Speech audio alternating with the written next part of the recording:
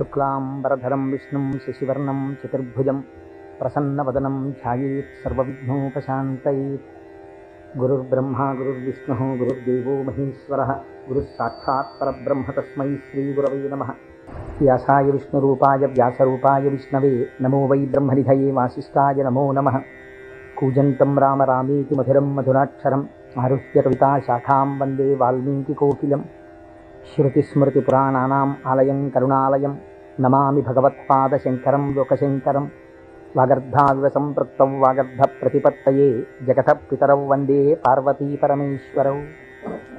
సూక్తిం సమగ్రయతున స్వయమేవ లక్ష్మీః శ్రీరంగరాజమహిషీమధురైకటాక్షైః. వైదగ్ధ్యవర్ణగుణగుంభనగౌరవైర్యాం కండూలకర్ణకుహరాः కవయోధయంతి.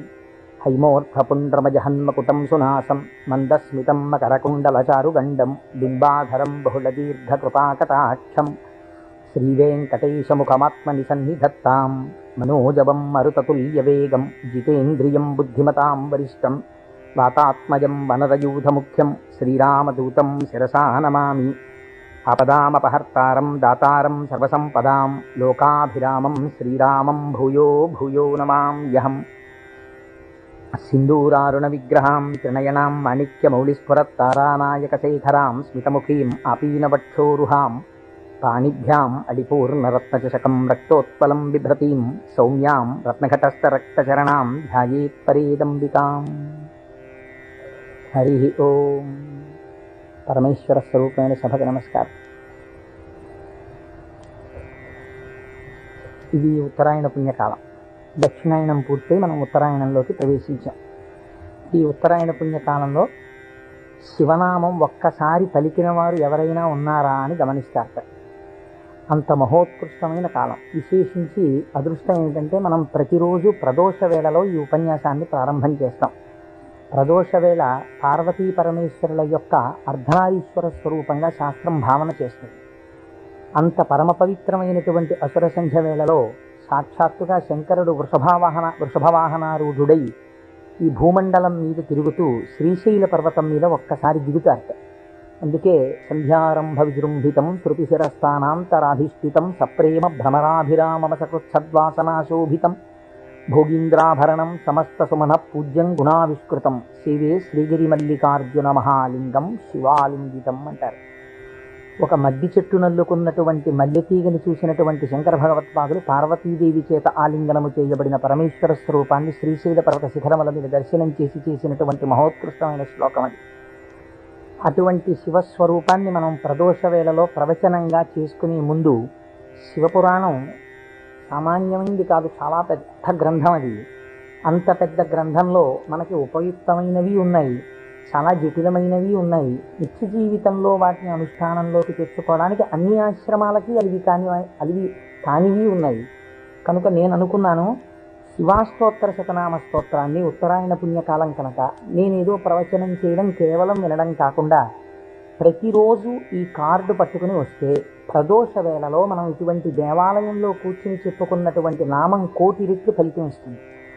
ఒక 30 రోజులో 40 రోజులో ఈ ప్రవచనాలు కొనసాగినప్పుడు మీరు ప్రతిరోజు ఈ నామాలు పలికారనుకోండి, 108 ఇంటూ 1,000,000 అంత నామం చేసినటువంటి ఫలితం మన ఖాతాలో ఈశ్వరుడు వేస్తారు. దాని మీద వినడం శృణ్వం తపః, అది తపస్సు చేసినటువంటి ఫలితం అవుతుంది. ఉత్తరాయణ పుణ్యకాలంలో ఇంతకన్నా మనం చేసుకోగలిగినటువంటి మహద్భాగ్యం ఏముంటుంది? దీని మీద సుబ్రహ్మణ్యేశ్వర స్వామి వారికి ఇతపూర్వం నాకు తెలిసి కాకినాడ పట్టణంలో ఎన్నడూ జరగనంత అత్యద్భుతమైనటువంటి కార్యక్రమాన్ని మనం ఫిబ్రవరి 10, 11 తేదీలలో సుబ్రహ్మణ్యేశ్వర స్వామి వారి ఆవిర్భావము, తారకాసుర సంహారము, వల్లీ కళ్యాణము ఇవన్నీ శివపురాణాంతర్గతంగా వస్తాయి. ఇవన్నీ విన్న తరువాత 200 జంటలు పాలకావిళ్ళు ఎత్తి పట్టుకుని, కావిడి పట్టుకున్న వాళ్ళకి ఇంకా ఆచంద్రతారార్కం వంశాభివృద్ధి కోరికలు తీరుస్తానని పరమాత్మ ప్రకటించారు. ద్రవిడ దేశంలో అయితే కావిడి పట్టుకుని వెడుతుంటే సంతానము లేనటువంటి స్త్రీలు పడుకుని వారు దాటేటట్టుగా పడుకుంటారు. వారు దాటితే సుబ్రహ్మణ్యుడే దాటినట్టు. సంతానము కలగకుండా ఉన్నటువంటి ప్రతిబంధకము దానివల్ల తొలగిపోతుంది అని. అటువంటి ఉత్సవం నాకు తెలిసి జరగలేదు. పెద్దలతో పూర్వం ఎవరైనా చేసి ఉండవచ్చు. అటువంటి ఉత్సవాన్ని మనం ఫిబ్రవరి 11వ తారీఖున చేసుకోబోతున్నాం. ఇక్కడ ఆ రోజున సుబ్రహ్మణ్య సంబంధంగా ఒక గొప్ప హోమం జరుగుతుంది. సుబ్రహ్మణ్యుడికి పాలకావిళ్ళు పట్టుకొచ్చిన కావిళ్లల్లో పాలతోటే అభిషేకం జరుగుతుంది. అదే రోజున స్వామివారికి సాయంకాలం వల్లీ కళ్యాణం జరుగుతుంది. బహుశా వల్లీ కళ్యాణం జరగడం అన్నది మనం చాలా తక్కువగా చూసాం. వల్లీ కళ్యాణం ఆ రోజు సాయంకాలం ఇక్కడ జరుగుతుంది. ఇది కాకుండా ఇంకా కొన్ని విశేష కార్యక్రమాలు ఇందులో మన జీవితాలు ధన్యమయ్యేటట్టుగా అనుసంధానం చేస్తాం. ఆయా ఘట్టాలు వచ్చినప్పుడు వాటిని మీకు ముందుగానే విజ్ఞాపన చేస్తాను.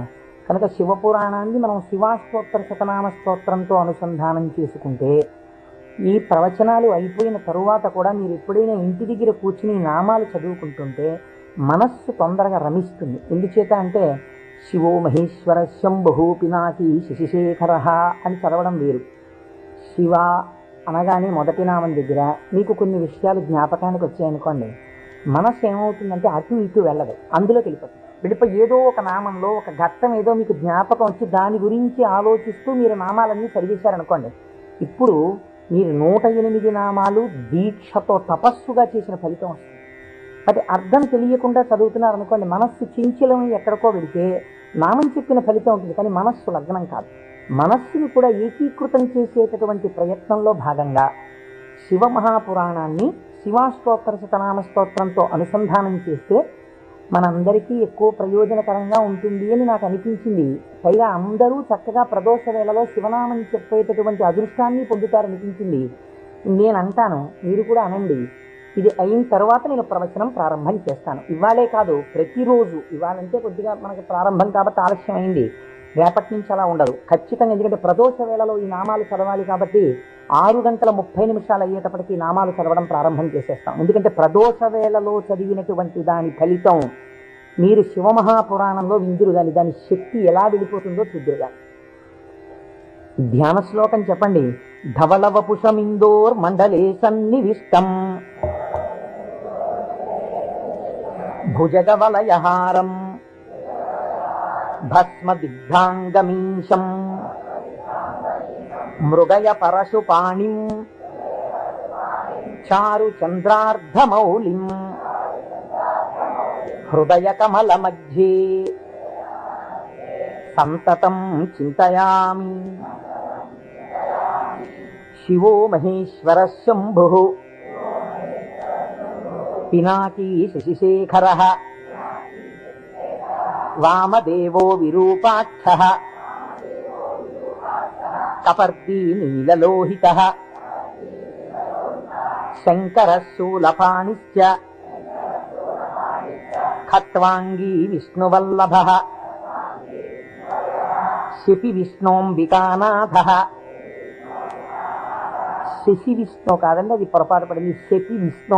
శిపి విష్ణోంబికానాథ శ్రీకంఠో భక్తవత్సల భవ సర్వస్త్రిలోకేశ శితికంఠ శివాప్రియ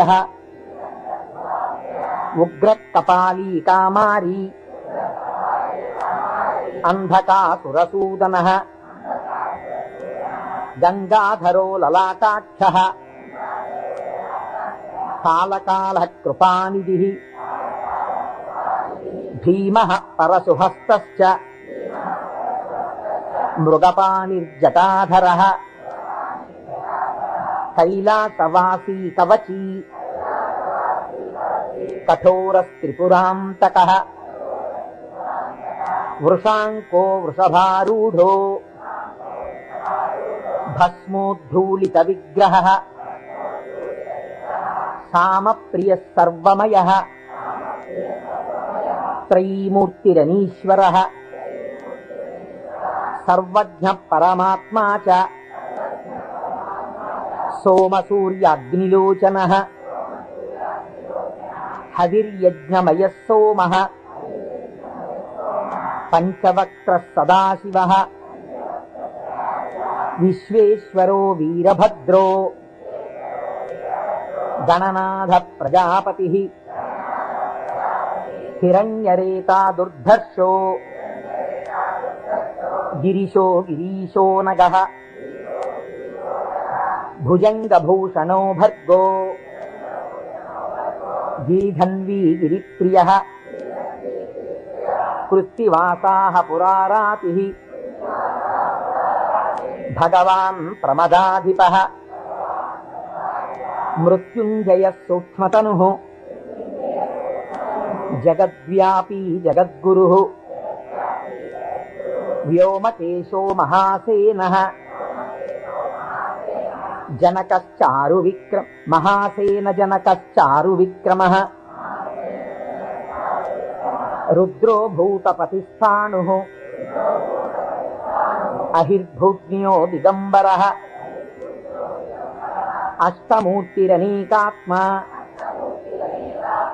సాత్విక శుద్ధ విగ్రహః శాశ్వత ఖండపరశుః అజపాశ విమోచకః మృఢ పశుపతిర్దేవో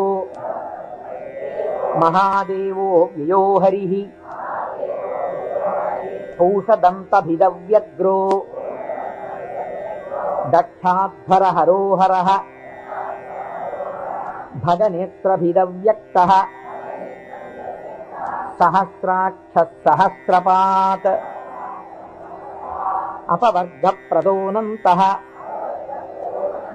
తారక పరమేశ్వరః ఏవం శ్రీ శంభుదేవస్య నామ్నామస్తోత్తరం శతం. శ్రీ శివాష్టోత్తర శతనామ స్తోత్రం సమాప్తం.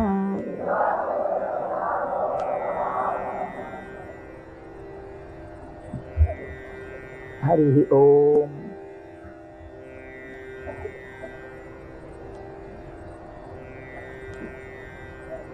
శివ అన్న శబ్దమే చాలా గొప్పది.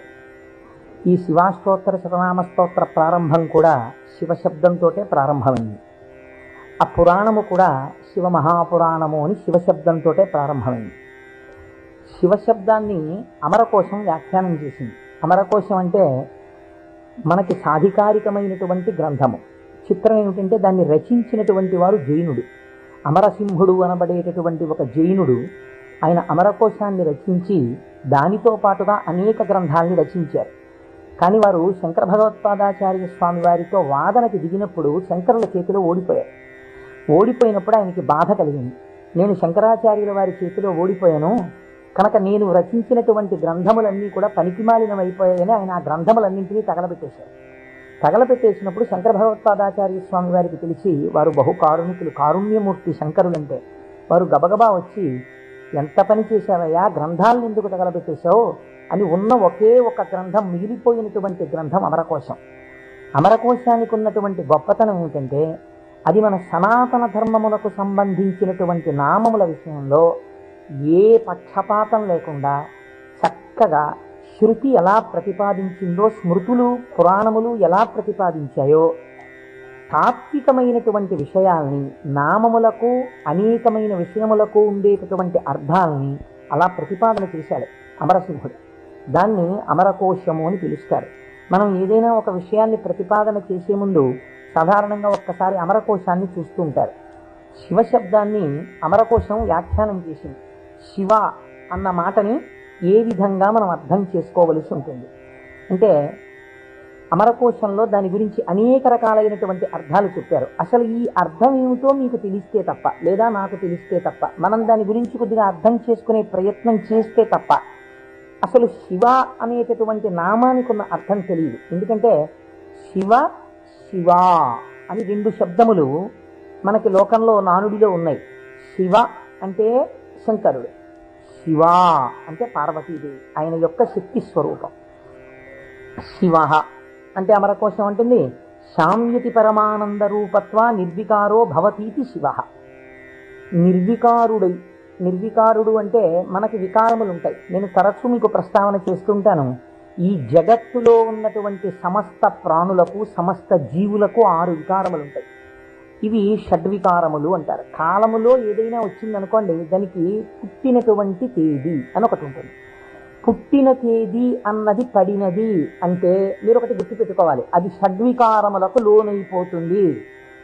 ఈ భావన మీ మనస్సులో బాగా రూఢమైందనుకోండి, బాగా పూనుకుందనుకోండి, అసలు సగానికి సగం లోకం పట్ల ఉండేటటువంటి తాదాత్మ్యత తగ్గుతుంది. ఇది కేవలం వినడానికి విన్నారనుకోండి, దీని వలన వచ్చేటటువంటి ప్రయోజనం తక్కువగా ఉంటుంది. ఇది బాగా లోపల జీర్ణమైందనుకోండి, మీకు అనేక విషయాలు అర్థం అవుతాయి. మీరు ఒక్కసారి గమనించండి, షడ్వికారములలో ఇక పూర్వం మీరు ఆ వస్తువుని చూడలేదు, కానీ ఆ వస్తువు, ఆ ప్రాణి, ఆ జీవుడు ఒకానొక కాలమునందు ఈ లోకములో పుట్టింది. కాబట్టి ఇప్పుడు దానికి జన్మము అన్న తేదీ ఒకటి వచ్చింది కాలంలో. సరే, కాలం అన్నది యథార్థమా అంటే బీజస్యాంతరివంకురో జగదిదం ప్రాంగ్ నిర్వికల్పం పునః మాయా కల్పిత దేశకాల కలనా వైచిత్ర చిత్రీకృతం అన్నారు శంకరాచార్యులు వారు. ఆ తత్వ పరిశీలనాన్ని పక్కన పెడితే ఒక జన్మ తేదీ ఉంది. ఈ జన్మ తేదీలో ఒక ప్రాణి కనపడగానే శాస్త్రం అంది 6 విషయాలు గుర్తుపెట్టుకో. ఇక పూర్వము లేనిది పుట్టినది. పుట్టినది మీరేమనాలి? ఎవరో పిల్లాడు పుట్టాడు, వాడు ఏడుస్తున్నాడు. పిల్లాడు ఉన్నాడండి. పుట్టిన పిల్లాడు ఏడవలేదు. అయ్యో ఏమిటి పిల్లాడు ఏడవట్లేదు అని కదిపి చూశారు. కదిపి చూస్తే డాక్టర్ గారు వచ్చారు, స్టెప్ పెట్టారు, ఊపిరి తీయట్లేదు, నల్లగా అయిపోయి ఉన్నాడు. అయ్యో అమ్మా, నీకు మృత శిశువు జన్మించాడు అని. కాబట్టి పుట్టినది. అసలు రెండో వికారం ఉంటుంది, ఉన్నది భవతి అనగా ఈ లోకములోకి వచ్చినప్పుడు అది ఉన్నది. అసలు ఉన్నది అని మీరు అనాలంటే అక్కడే శివ శబ్దం ప్రారంభం, మంగళత్వం. ఉన్నది. ఉన్నది అలాగే ఉండాలా? అలా ఉండదు, పెరగాలి. పెరిగినది. పెరిగినది పెరుగుతూ వెళ్ళిపోతుందా? నేనున్నాను, ఎవరి మీదో ఎందుకు పెట్టి చెప్పాలి? కోటేశ్వరరావు అనబడేటటువంటి ఈ శరీరం ఒక డేట్, ఈ డేట్ చెప్తే ఏమవుతుందంటే అరవ పుట్టినరోజు అనుకుని చాలా మంది పాపం ఇచ్చేసి చాలా అలా చేస్తున్నారు. భయం వేస్తుంది నాకు ఆ డేట్ చెప్పడానికి. ఏదో 14/7/1959కి ముందు ఈ శరీరం లేదు. 14/7/1959లో ఈ శరీరం వచ్చింది. కాబట్టి ఈ శరీరం వచ్చినది ఉన్నది, ఏడిచింది అమ్మ కడుపులోంచి వచ్చి. అలాగే ఉందా? మా అమ్మ కడుపులోంచి వచ్చినప్పుడు ఎలా ఉన్నానో అలా ఉన్నానా? పెరిగినది. అబ్బో, ఎంత ధ్వజస్తంభం అంత పెరిగిపోయింది ఈ శరీరం. పెరిగినది. ఇలా పెరుగుతూ ఉంటుందా? ఉండదు, తరిగినది. మీరు నన్ను ఒక 20 సంవత్సరాల తర్వాత చూశారనుకోండి, ఇది తరిగిపోతుంది. ఈ శరీరం వడిలిపోయి క్షీణించిపోవడం ప్రారంభమైపోతుంది. తరిగినది. తర్వాత ఈయన అనవలసి వస్తుంది, మార్పు చెందినది. బాగా క్షీణించిపోయి ఇప్పుడున్నంత శరీరం ఉండదు. అయ్య బాబోయ్, అప్పుడు ఎంత ఉండేవారండి మనిషి, ఈయన అటుకంత అయిపోయారండి అంటాం. కాబట్టి మార్పు చెందినది, తరిగినది. ఇంకా కొంతకాలం అయిపోయిన తర్వాత నశించిపోయినది. ఇది శరీరం అంత్యేష్టి సంస్కారం చేయబడిపోతుంది. కాబట్టి ఈ 6 వికారములు సమస్త ప్రాణులకు ఉండి తీరుతాయి. జన్మ తేదీ ఉన్నది, చిట్ట చివరి వికారములకు కూడా సమయం ఉన్నది. ఈ మధ్యలో ఈ 6 వికారములు నడుస్తుంటాయి. ఈ 6 వికారములన్నవి లేనిది ఎవరైనా ఉన్నదా? ఉన్నది. అలా ఉన్నదేదో అదే శివ. అది కాలములో పుట్టలేదు, కాలములో పెరగలేదు, కాలములో ఉండలేదు, కాలములో తరగదు, కాలములో నశించదు. ఎవరి నుండి వచ్చినదో, ఎవరి ఎందు పెరిగినదో, ఎవరి ఎందు లయించిపోతున్నదో వాడు మాత్రం అలా ఉండిపోతున్నాడు. మేకలు వేయింజన్నను భాసురముగనొక్క కోటి పర్ణం బెక్కున్, ఆ కోతులు వేయింజన్నను కోకోయని కొంకినక్క కోయని కూర్చొని అంటారు జానపదులు. అందరూ వస్తారు, వెళ్ళిపోతాయి లోకాలన్నీ. చిట్ట చివరికి వెళ్ళిపోయిన లోకాలన్నీ ఎవరిలోకి వెళ్ళిపోయాయి? వాడు లయించిపోతాడా? వాడు లయించిపోడు. వాడిలోకి అన్ని వెళ్ళిపోయి వాడు ఉండిపోతున్నాడు. అలా ఉండిపోయిన వాడెవడు? వాడు పరబ్రహ్మము. వాడికి శాశ్వతుడు, వాడికి కదలిక లేదు. వాడు ముందున్నాడు, చివరా ఉన్నాడు. అలా ఉన్నవాడెవడో వాడు నిర్వికారుడు. వాడికి వికారములు లేవు. వాడికి వికారం లేదు కాబట్టి వాడు ఎలా ఉంటాడు? వాడి జుట్టు తెల్లబడదు కదండి, వాడికి ముసలితనం లేదు, కాలము లొంగదీయలేదు. కాబట్టి ఇప్పుడు వాడు నిత్య యవ్వనుడు. అందుకే శివుడి గురించి చెప్పినా, అమ్మవారి గురించి చెప్పినా మనం ఏం చెప్తామంటే నమశివాభ్యాం నవయవ్వనాభ్యాం అంటాం. ఈ శ్లోకం మా ముత్తాత గారు చెప్పారు, అప్పుడు నవయవ్వనులేవాళ్ళు. మా తాతగారు చెప్పారు, అప్పుడు నవయవ్వనులేవాళ్ళు. మా ముత్తాత గారు వెళ్ళిపోయారు, మా తాతగారు వెళ్ళిపోయారు, మా తండ్రి గారు చేశారు కొంతకాలం ఆ శ్లోకాలు. మా తండ్రి గారు వెళ్ళిపోయారు, ఇప్పుడు నేను చేస్తున్నాను. నేను చెప్పిన నమశివాభ్యాం నవయవ్వనాభ్యాం పరస్పరాశ్లిష్టవపుర్ధరాభ్యాం. అదేమిటంటే మా ముత్తాతగారు, తాతగారు, తండ్రి గారు, నేను 4 తరాలు మారిపోయా, ఇంకా నవయవ్వనాభ్యాం లేదా? ఆ శ్లోకం మార్చద్దా? వృద్ధాప్యం రాదా? రాదు. ఎందుకు రాదు? మీరు కాలమునకు వశులై కాలమునందు మార్పు మీకు వస్తుంది. కాల స్వరూపములో మీ యందు మార్పులు తెచ్చేవాడెవడున్నాడో వాడు మార్పునకు అతీతుడుగా సాక్షిగా ఉన్నాడు. కదిలే వస్తువుకి కదలని వస్తువు ఆధారమై ఉంటుంది. మీరు బాగా జ్ఞాపకం పెట్టుకోండి. కదిలే వస్తువుకి గడియారానికి ఉన్నటువంటి పెంజూలం ఊగాలనుకోండి, పెంజూలంని పట్టుకున్నటువంటి స్ప్రింగ్ ఊగకూడదు. స్ప్రింగ్ కూడా ఊగడం మొదలెట్టింది అనుకోండి, ఇంకేంటి అలా ఊగదు. స్ప్రింగ్ నిలకడగా ఉంటుంది, పెంజూలం ఊగుతూ ఉంటుంది. ఒక కదిలే వస్తువుకి, ఒక కదలని వస్తువు ఎప్పుడూ కూడా ఆధారమై ఉంటుంది. వికారములు కలిగిన జగత్తుకు ఏది వికారములకు అతీతమై ఉన్నదో అది ఆధారమై ఉన్నది. దాని అందే ఈ సమస్త జగత్తు పుట్టి పెరిగి లయించుచున్నది. అటువంటిదేదో అది వికారాతీత స్థితి కలిగినటువంటి పరబ్రహ్మము. దానిని నువ్వు ఒక నామవాచకంతో పిలవాలనుకుంటే శివ అని పిలవవచ్చు. కాబట్టి ఇప్పుడు శివశబ్దం ఎవరిని చెప్తోంది? పరబ్రహ్మాన్ని చెప్తోంది. ఇప్పుడు ఆయన ఎలా ఉంటారు? నిర్వికారమై నిరంజనమై. ఇదే కదండి శివకవచం మాట్లాడుతుంది పూర్వభాగంలో. ఆయన యొక్క స్థితిని ఆయన ఎలా నిర్వికారుడై ఉంటాడో చెప్తుంది. ఇటువంటి పరమాత్మ స్వరూపం మీ కన్నులకు కనపడుతుందా? వికారము పొందుతున్న జగత్తు మీకు కనపడుతుంది, కానీ వికారములు పొందుతున్నటువంటి జగత్తుకి తను ఆధారముగా ఉన్నవాడు మీకు కనపడతాడా? కనపడడు. ఈయనకి ఒక రూపం తీసుకొచ్చి చూస్తే ఎలా ఉంటాడు అంటే, అమరకోశంలో ఎంత అందంగా మాట్లాడాడో చూడండి. అమరసింహుడు పరమానంద రూపత్వ, ఆయన పరమానందమును పొందుతూ ఉంటాడు. ఎందుకని? మన అందరికీ సుఖ దుఃఖాలని ద్వంద్వాలుంటాయి, ఎప్పుడూ ఆనందంతో ఉండం. ఆయనకి వికారాలు ఏమీ లేవు, అందుకని ఆయన ఎప్పుడూ పరమానందంతో ఉంటాడు. ఎక్కడుంది పరమానందం? బయట ఉన్న వస్తువుల వల్ల ఆనందం కాదు, లోపలే ఉంది ఆనందం. ఆ ఆనందంతో తన్మయాన్ని పొందుతూ ఉంటాడు.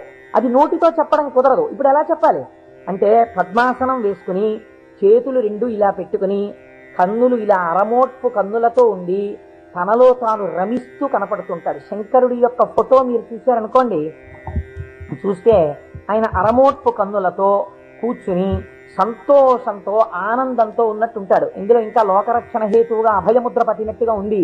ఆయన అరమోట్పు కన్నులతో ఆనందంతో రమించిపోతున్నట్టుగా ఉంటుంది శివస్వరూపం.